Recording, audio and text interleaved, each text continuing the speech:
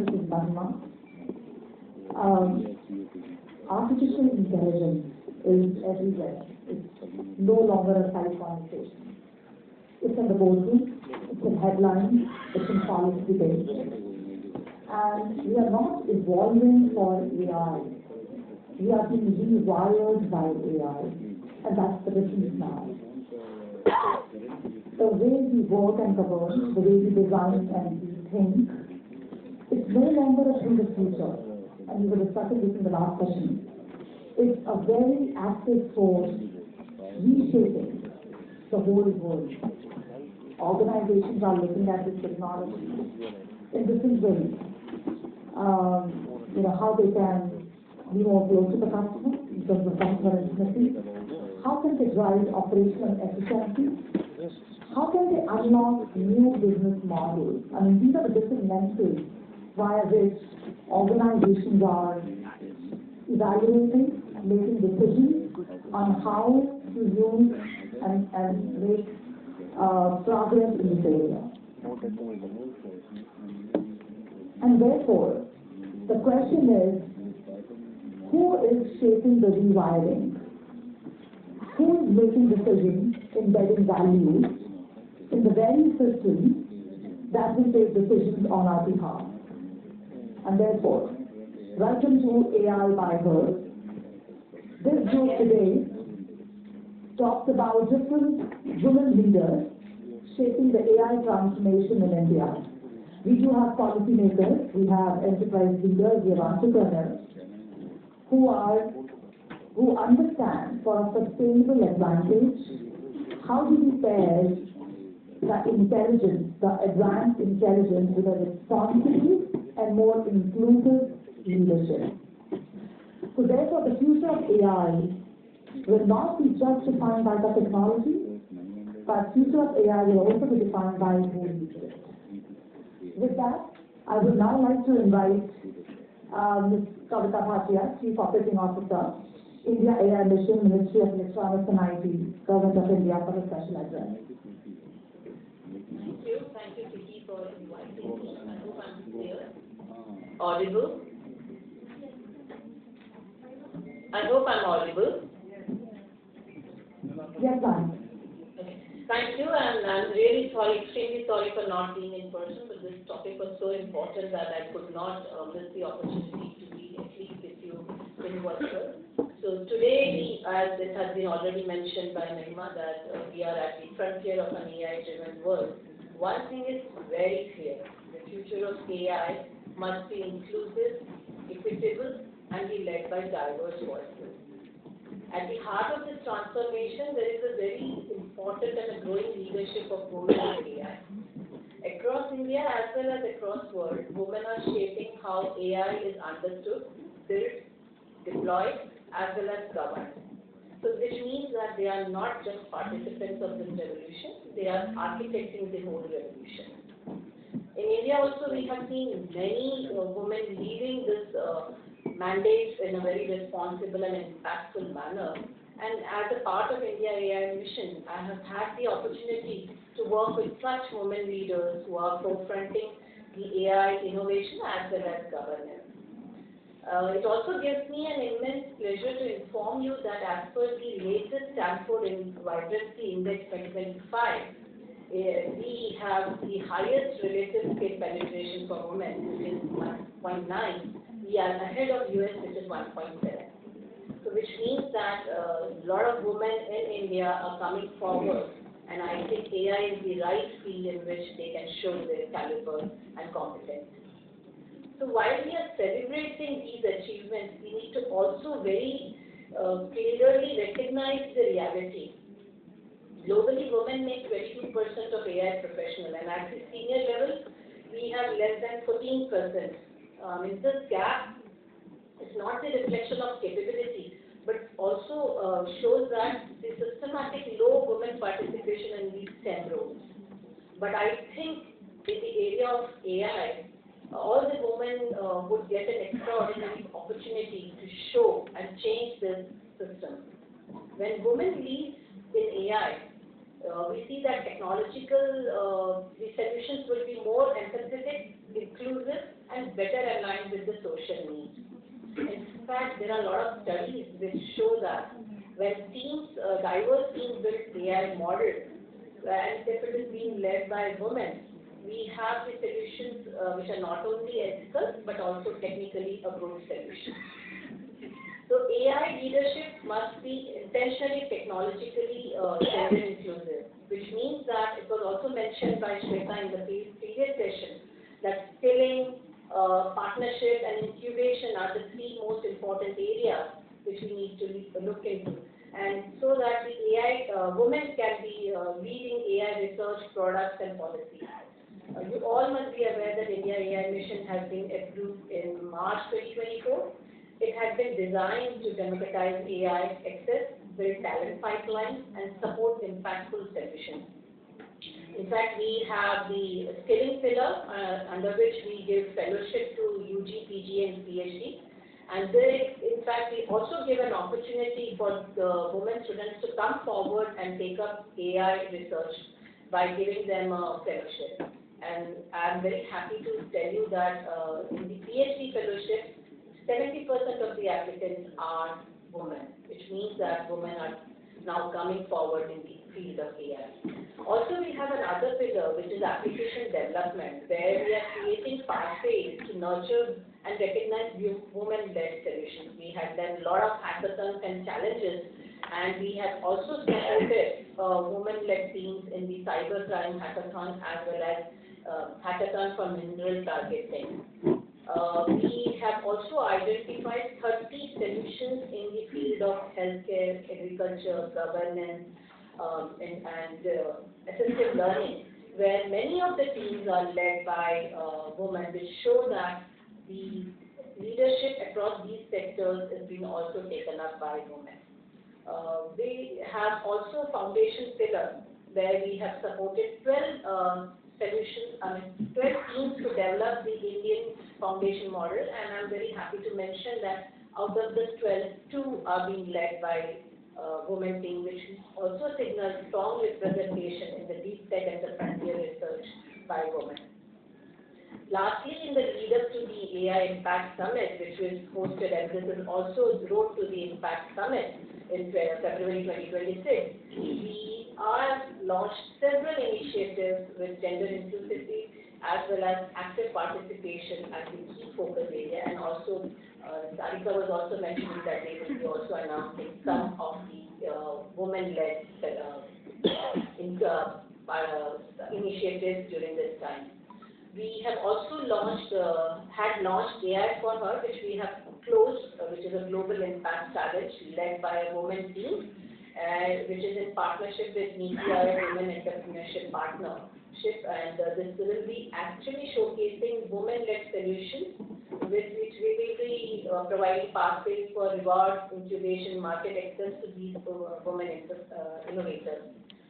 We have already closed this innovation challenge, and I'm very happy to mention that 800 applications have been received. We are currently going through the process of evaluation, and out of this 800, 70% are international participation, which means that so many women are these days coming forward and bringing their solutions in the field of healthcare or other domain areas which are very critical for the general masses. We have also launched the call for abstract with the focus on gender-focused use cases along with UN Women. The compendium will be unveiled during the Impact Summit, which will demonstrate the gender-responsive AI solutions, safety tools, inclusive data practices, as well as AI solutions as a part of the Sustainable Development Goals. So at the end, I would like to mention that let us imagine India and the world where AI is shaped by all of us, not by a few, but also by women's leadership, which should not be an exception, but should be a norm. And where innovation is both cutting edge as well as compassionate, and where every young girl believes certainly with certainty that AI is the field where she belongs, and she can contribute and she can lead. With this, thank you all, and I wish you a good luck for the discussion. Thank you. I would now like to invite all our panelists for a quick introduction before we get into the discussion. Starting with you, This is Khurana. I lead the government affairs function for last year India and have been working on most of the policy areas around tech, and AI has been one of the big focus for me. Thank you. Good afternoon, everybody. My name is Bhatia. I lead public policy and public affairs globally for Wipro, and AI definitely is one of the focus areas, even as we delve on other very important areas of privacy and security. Good afternoon, everyone. My name is Ambika, Khurana. I lead regulatory corporate affairs and comms at Vodafone India Limited. 5G and AI are two pillars which are driving digital India and our growth for all of us in this room and beyond. So very excited to be here today, and also very excited to be deploying AI in multiple areas across businesses. Thank you. Yeah, hi, good afternoon, everyone. My name is Yashodhara, and I'm here as a representative of the Women Entrepreneurship Platform from EPIO, of which I head the compliance vertical, and as Kavita just mentioned. And privately, I'm also the co-founder of CX to provide outsourced accounting solutions to small businesses. Thank you for having me. Thank you. Again, this is Mahima. I'm the Managing Director in the AI and Data COE as part of Tech Strategy India. Starting with the discussion, the question is no longer, is it a hype or is it a reality, AI? With the recent changes and the evolution that we are seeing in the technology, fast-paced evolution, something which is being released every single day, the companies that will survive the next decade, they will not just have AI strategy, but they will have AI operating systems, and that's the shift we are talking about. This question is for all the panelists. How can women leaders influence its responsible adoption at scale? If you will start with you, Shreya. Yeah, hi, so nice to meet you. Just to kind of give everybody a lens of where I'm going to be kind of speaking. I'm an entrepreneur, so I'm not speaking at a 60,000 feet level, I'm actually speaking at a 10,000 feet level, dealing with a lot of young businesses who come to us with their struggles on simple things like bookkeeping and GST and data compliance, right? And to give you some numbers, we have across personal finance. Speaking honestly, we have about 9 lakh tax filers in India. And you know how many practicing started accountants do we have? It's about 1.6 lakh practicing chartered accountants. So 9 crore tax filers and 1.6 lakh practicing CAs. That's a 569 to 1 ratio. With this kind of a structural barrier to even get basic or, and it is basic, tax filing is now pretty sort of standardized. To get this kind of access to information, you're already kind of starting off at a huge disadvantage. And that, coupled with the fact that you have softwares, accounting softwares that are currently used in our country, which almost take over 90%. So Tally today has 90% of the market share. You walk into any chartered accountant office, 9 out of 10 desktops will probably have a Tally on them, and robots are fast checking. So it's not about using AI to make a better salary. It's not about coming up with new Google sort of tasks and automating those.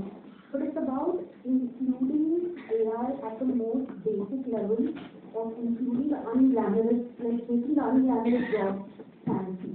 I mean, so if you look at basic bookkeeping, which is highly time-consuming, how can AI make sure that those kind of unglamorous tasks become low cost and more people adopt it, and it saves these young founders time and resources. And if you look at time and resources from a women founder lens, who as it is have very limited access to capital, some of them get just a small fraction of the VC funding that the rest of the young startups are getting. For them, this kind of heightened cost is something that is not a level playing field by any stretch of imagination. So are we looking at AI to make a better software? There are enough AI digital companies now based in the US that are claiming that they have reduced costing by 9% for basic data entry. So it's no more in theory. If they can do it, so can we. So it's great to have more workforce in AI, but the question we need to ask ourselves that what is that one horizontal problem that we are using AI to solve that not only affects a few people, but an entire segment that can make it to have a sort of systemic impact in that business continuing and doing well over a period of time. I'm not sure, Mahima, if I've answered your question, that I really did want to talk about the lay of the land before we sort of speak about something which is very 60,000 feet. So I apologize. Thank you. Ambika, your point of view? Sorry. I take on from a very interesting point that you mentioned, Yashodhara, about enhancing productivity, right? And you spoke about women leaders, you spoke about women founders.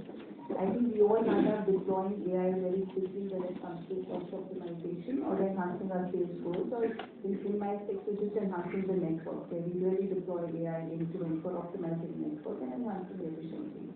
But just zeroing down on productivity, that's a very big area where, yes, companies are, and I think the larger companies, more than smaller founders, are deploying various AI tools. And there is a lot of more scope for improvement and adoption. Having said that, I think one point I think Kavita also spoke about it in terms of a very heterogeneous pool that is designing, developing, deploying, and then utilizing AI, right? Where women participation definitely needs to increase. So if you look at India, I think about 40 to 43% of our STEM graduates, if you look at undergrad, postgrad, MPhil, PhDs, are women. But if you look at tech leadership, the funnel is really wide at the bottom and really narrows at the top. Women leadership in AI is less than 10%. So that is what something, that is where I think the previous panel also dealt upon, where we need to invest so that we have those heterogeneous voices. Not just for women, but other diverse segments as well. If you talk about AI for people, of people, by people, then that by people quotient also needs to be indexed so that we have better AI tools which can not just enhance productivity, but also make the organization. So that's just a nuance. That's a very good point in terms of productivity. We talked about 2 years back, now the table stakes are shifting. One, productivity used to be a strategic bet for the phone, which is now becoming a new table stake. And that is how the organizations are started thinking about how do I adopt AI and how do I scale AI. Vishal, your point of view. So just building on what Ambika also mentioned, I think it's important for all of us to also realize that there is no one unique way of getting into AI. Something that Kavita ma'am also alluded to, you need diverse backgrounds as well. And AI, by definition, is something that's quite inclusive.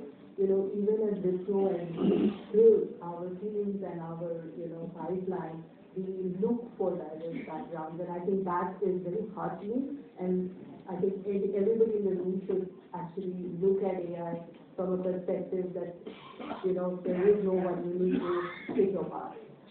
Just building on, the responsible adoption of responsible AI and how can we as leaders influence it. I think a very obvious answer is be there, definitely. But then there is a process to it also. When you look at responsible AI, there are various lines of defense that organizations typically would adopt for them to ensure that it's responsible, right? The first line, of course, is your developer, your data owners, and they have to, set internal controls. They have to ensure that, they are being followed. The second line are the risk management and compliance teams who set guidances, who set processes. The third line, of course, is the internal audit team, which has to be independent and monitor. And finally, you need to have a risk-based assessment of your AI use cases. And I think this is a blueprint. If one follows and ensures that, there is inclusiveness in all these stages, there is a respect for different perspectives, I think then AI and responsible AI would just be a matter of process. Is that your first reaction? Hi. We've looked at, AI evolution till now, and I must say, it started a couple of years back, and we thought it's a little bit of a buzzword. We still have a lot of thinkers who say that it's a buzzword for a time. But, our assessment as a tech company, is that reaching a super cycle of AI, okay? Which means there's still a lot of work happening, which is at the initial stages. A lot of people, a lot of consumers, a lot of tech companies are still experimenting on these things, but the adoption has started, much faster and better than what anybody expected. Now, as a company, what we do is, and we have multiple levels to make sure that, it's adopted and there's a responsible level adhered to. The way, we train people, the way we develop our technology, the way we work with the customers, and we are primarily B2B companies, okay? So, the AI is becoming a fundamental of how we design our products, how we train our people to take it to the market, and how we work with our customers to deploy it. But being a network provider, a network solution provider, what we do indirectly impacts the whole world, right? It's creating an avenue for somebody sitting in a remote village or somebody sitting in, healthcare industry or every industry to use it. Now, how do you control their usage is a different volume. Okay? And that's where we're working with a lot of our ecosystem partners, building those models, but there's a long way to go. And this is going to be a work in progress for some time. Thank you. So yes, there is a long way to go. There's a lot of evolution that has happened and is happening. But we are at an inflection point where different systems are being, systems that can autonomously operate, systems that can continuously learn, systems that will be able to act, decide, execute strategies with minimal intervention from humans. As a result, organizations look at these, how they will create value for the organization, how they will be able to have an impact on the operating efficiency, how the business model is. So those are the different lenses with which this technology is functioning. With that, Shaka, with your experience in public policy and industry engagement, what systemic shifts are necessary to ensure women leaders are at the forefront of shaping AI governance? I just want to take a step back and maybe delve on inclusion, and I think if we are true to inclusion, then it will naturally also mean that women leaders are also included. I think the only point that I would make is as women, it's data out there which says that women tend to think a lot more broadly. When you look at a problem, when you look at a solution, and this is also being seen, of course, Kavita ma'am alluded to it, but also in a research by NESTA, which is a UK government organization, they've also seen a trend that when there is a woman in the team, the nature of the solution also has inclusive aspects, including fairness. So that's why it's important to have women. But I think it's important for us to talk about inclusion overall as a concept. And I think it's basic, right? I think a lot of us today, all of us here and many of us there as well, have been looking at how inclusion can be improved. I can talk about how we do it in the company and some other insights as well. For us, it's inclusion and belonging. It's not just merely inclusion. And the reason why I'm saying this is because inclusion can also mean that we have people and you kind of ensure that the group has representation. But unless they belong in that room, the contribution will be muted. The contribution may not just happen, it will actually be just for the rest of it. And that's why, for us, we look at it as inclusion and belonging. And of course, the ownership and the sponsorship rests with the top leaders, but then there is that whole chain of, population that's extremely, extremely important. And the other thing that I think systemically what needs to be done is we offer support, as people progress on their careers. It's a life cycle approach that we need to take. The life cycle can be on skills, the life cycle can be on even where they are in their aspiration level, their aspiration to change over, try out new things. And therefore, adopt a life cycle approach to supporting employees, because that's what will also ensure inclusion. And interestingly, measure and report. It's extremely critical that one should not shy away from measuring and reporting, because unless you have those figures, you will never ever know what to do and where to make changes. And when I speak about inclusion, yes, we talk about women, but one of the things that Wipro right now is reporting on is also, the generation breakup as well. And we do know, all of us know about generation gap. And I think, even being able to measure on that, make them feel included, belonging, both sides.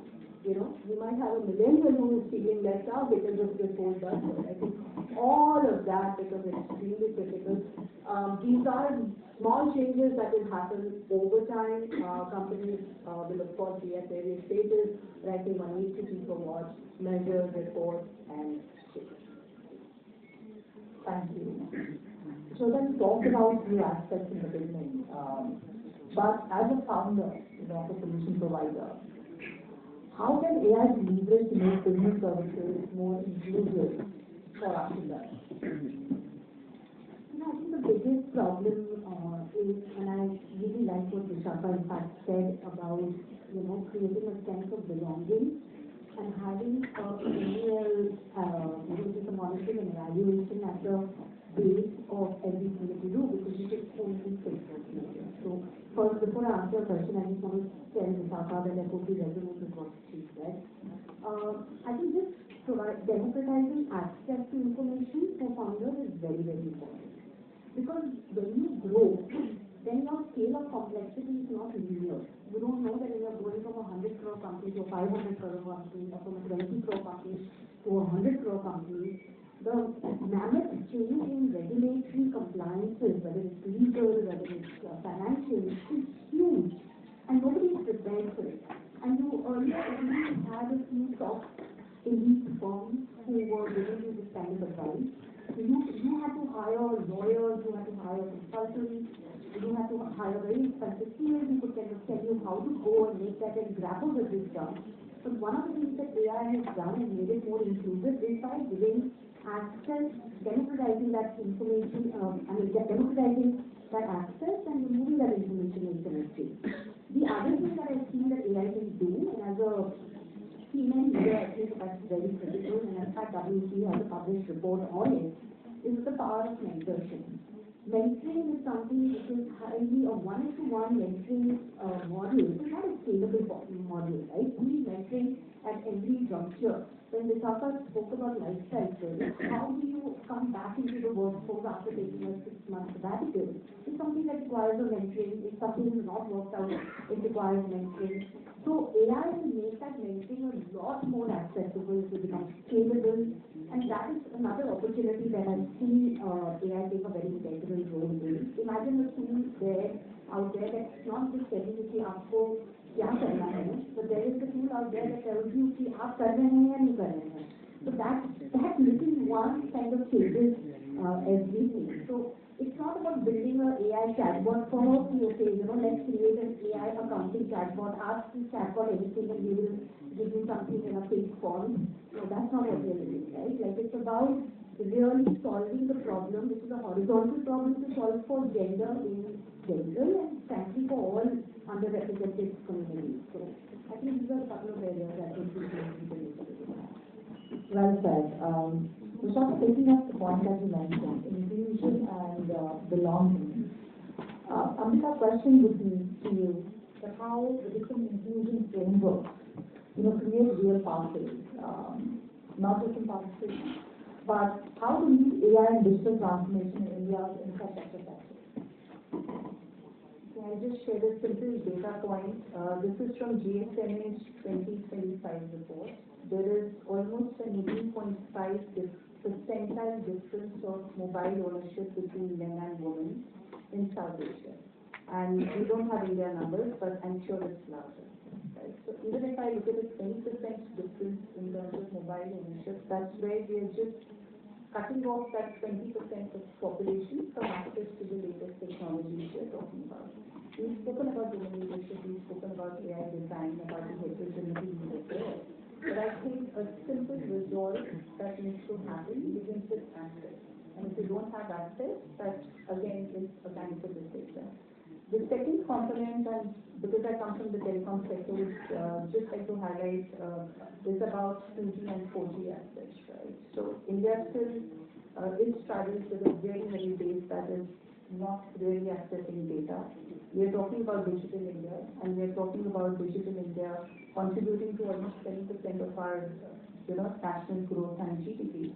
That's where it's super important to be able to bring people onto a 4G and of course a 5G roadmap.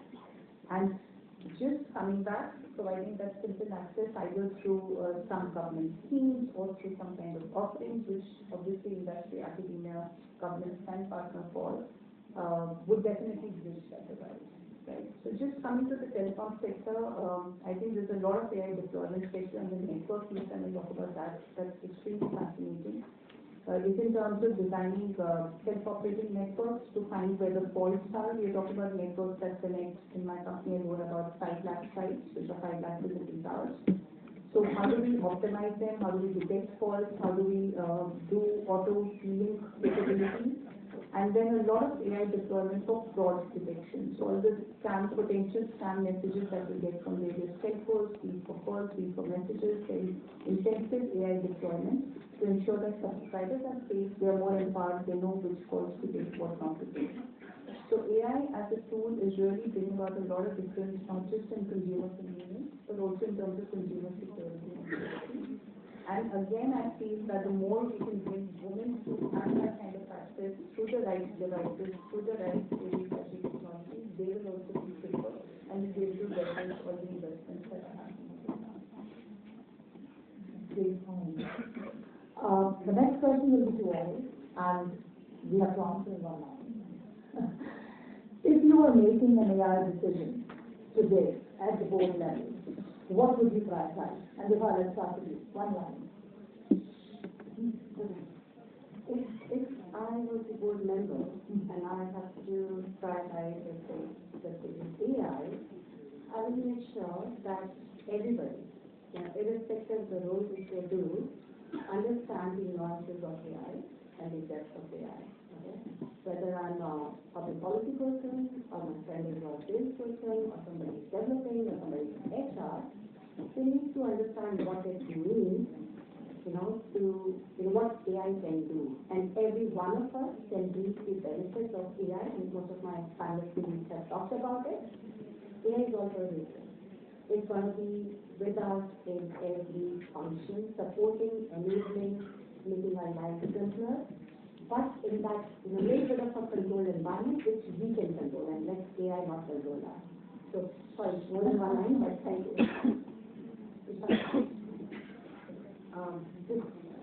If you ask in one line, I would say, beware of AI whitewashing. I think that's, just to add to that, we do see, because of pressures of the market and the hype, that we tend to maybe name things AI, which would have been, maybe simple analytics or rule-based approach. I think let's be true to the technology, true to the business, true to the ourselves, and not AI whitewash. In fact, somebody the other day was telling me, if you are writing if but statement, I'm sorry, that's not authentic. That's the most overused term these days. Yeah.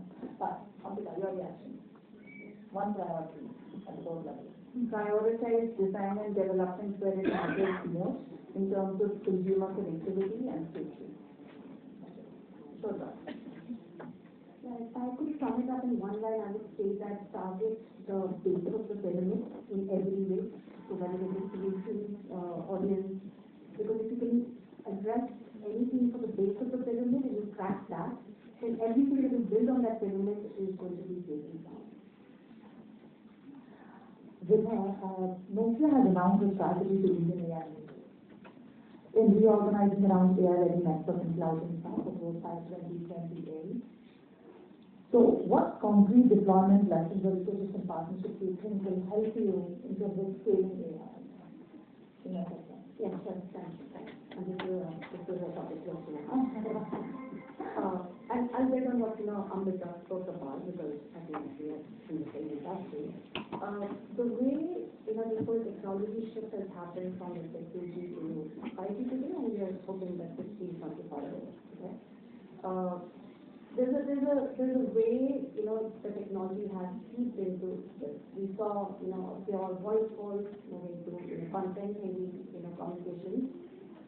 We are now leading, you know, the whole technology development, where in 4G we brought the AI, which is sitting on top of what we had developed. Because by the time AI comes in, they kind of work on the technology, architecture, develop, you know, these thumbs over.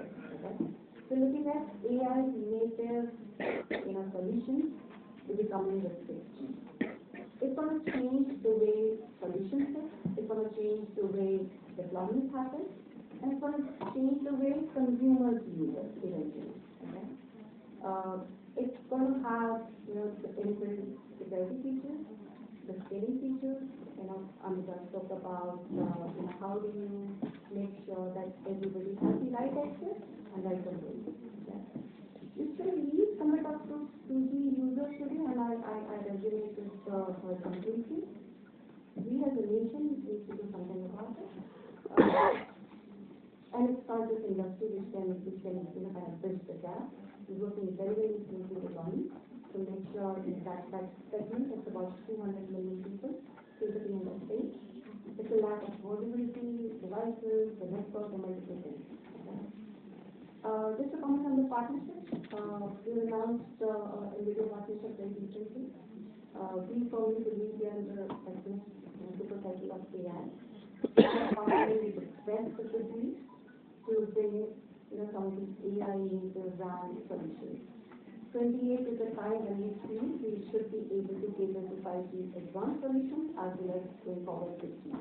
We're also working very, very closely with all data center companies, Google, AWS, Microsoft, to make sure, you know, this whole new compute is created, and there's a lot of native AI capabilities which are being created at the, you know, that level. That also uses some of the basic features of, you know, the combination space. So that's the kind of participation or partnership that we are doing. So we talked about lessons, we talked about different strategies organizations are adopting. So our question would be, what are the biggest barriers that we are seeing which will need to be addressed from an adoption standpoint? I think it's just partial information, because not everybody has the full picture. So I think Visakha was actually made this point, if I'm not mistaken, or was it Vina who said that if I had one thing to do, I would inform, let people become aware of what AI is. Okay? And having that complete picture is very, very important, because people are acting on very, very incomplete information. So I think that, keep it short, I think that's something that I would definitely want to provide on. Having the full picture. It may be a developing story, but at least having a complete picture of it, the opportunities, and what is it that really entails for them specifically. I think that is very badly understood. Shani talked about different aspects, you know, how the organization is looking at and measuring some of these things. How do you see the strategic partnership, you know, between industry and government will help create pathways for AI, for, you know, for women and others using this field?